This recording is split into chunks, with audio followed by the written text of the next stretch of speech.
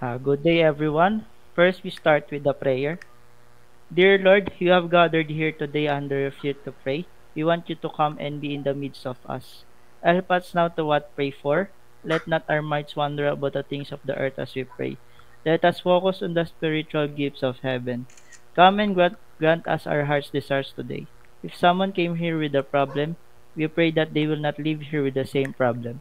Let our requests be heard and answered by you through Jesus Christ our Lord. Amen. Uh, Good day. So I am Adrian Joshua Mandar, and I'm with my groups, and we'll be presenting Up Futures Data presentation. So for the statement of the problem, Hello, uh, nandiyan we si have Incha. Jem Mintia. The statement of the problem. Social media sites like Facebook, Instagram, and Twitter have grown more and more important in influencing online relationships and worldwide communication.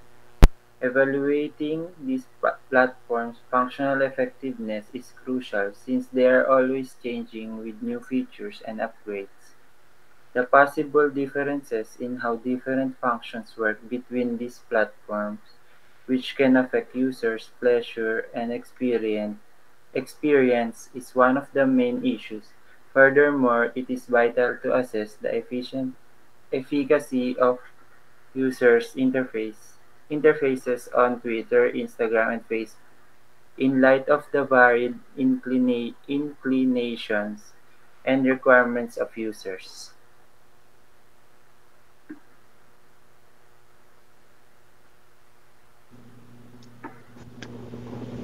Contributions of the paper.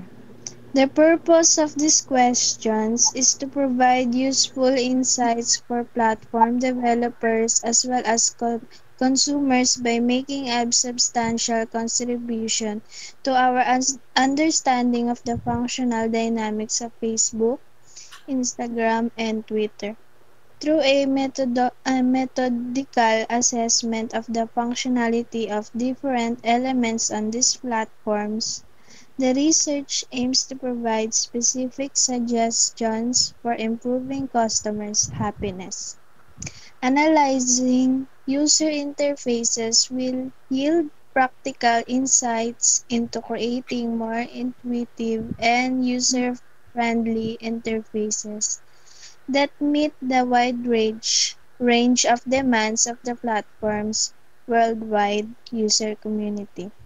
By addressing data privacy and security issues, we may improve policies and procedures to better secure user information and add to the continuing conversation about digital safety. So, ayun po is basically ang contributions of ng paper namin is to provide useful insights for the platform like Facebook, Instagram, and Twitter. So, yung survey po namin is para makatulong kung paano malaman yung mga useful yung ano nila, yung tulong nila sa bawat users nito to develop better secure user information and add to the continuing conversation about digital safety. So, yun po. Ah, makaka-contribute siya para malaman yung mga dapat pang i-improve ng mga social medias na to. So, next is sampling technique. So, sampling technique refer to the method used to select a subset of individuals or items from a larger population for the purpose of conducting research or obtaining information. So, sampling technique for the purpose of selecting our respondents, we employed the basic sampling approach.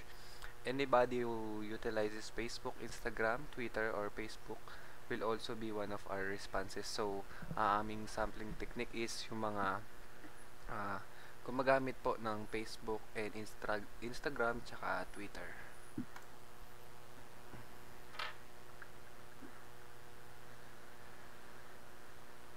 So for the methods of collecting data, we collected via an online survey, commonly referred to as a Google form, so that the respondents could be quickly contacted.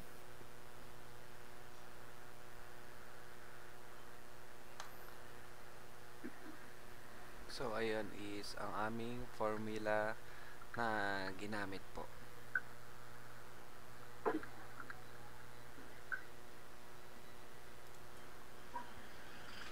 So, one way ANOVA is used to compare the means of 3 or more groups to determine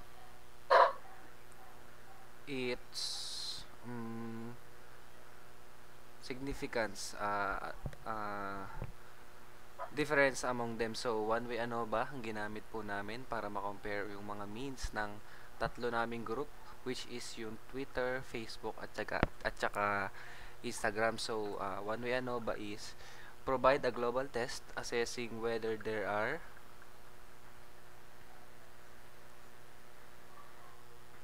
what you call this, significant variations. So, next po is yun.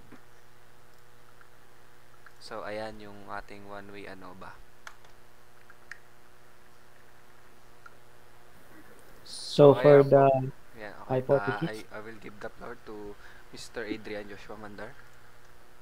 so for the hypothesis, we have step 5.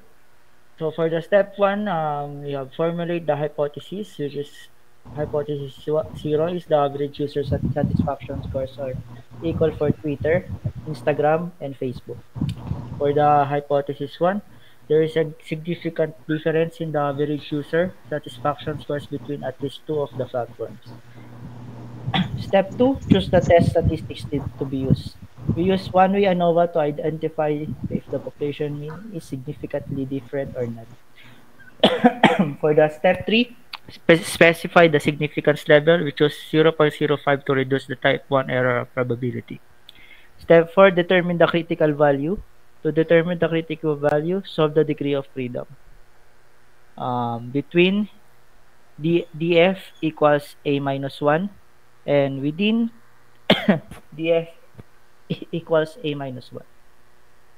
So for the step 5, the state of the conclusion, we have here the Excel. That's all. Thank you. So, ayun, steps of using one-way Okay. ANOVA. So, as Mr. Mandar said, is step 1 is formulate the hypothesis. Second, collect and organize data. Third, check assumptions. 4, interpret results. And 5 is report findings. So, as you can see, uh, ito po yung aming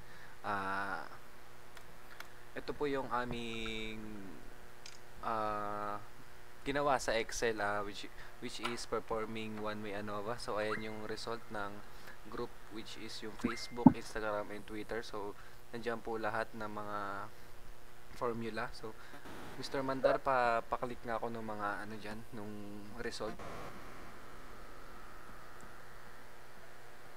Wait, I'll present the Excel.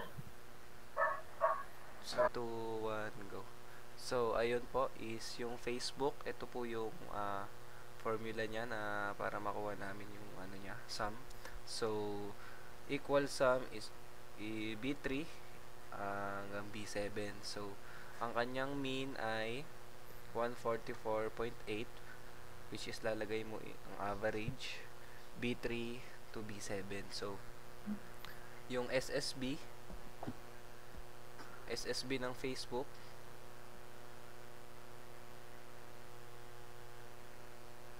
yan. So, ganyan po siya makukuha. So, sa Instagram naman is ganun din po yung ginawa namin. Same formulas lang. Sum is equal sum E3 to E7. Sa Twitter, ganun din po. So, sa Twitter is equal sum H3 to H7. So, ayan po, para naman makuha yung SSB ng Facebook, Instagram, Twitter. So, ang ginamit namin is equal sum F3 to F7. Then, Twitter, I3 to I7. Sa SSW naman po, para makuha naman yung SST is equal sum B12 to B16. So, ayan po yung the rest ng aming mga formulas. So, that's all po. Thank you. So, meron po kaming ah, 15 groups. So, yun po. Salamat po.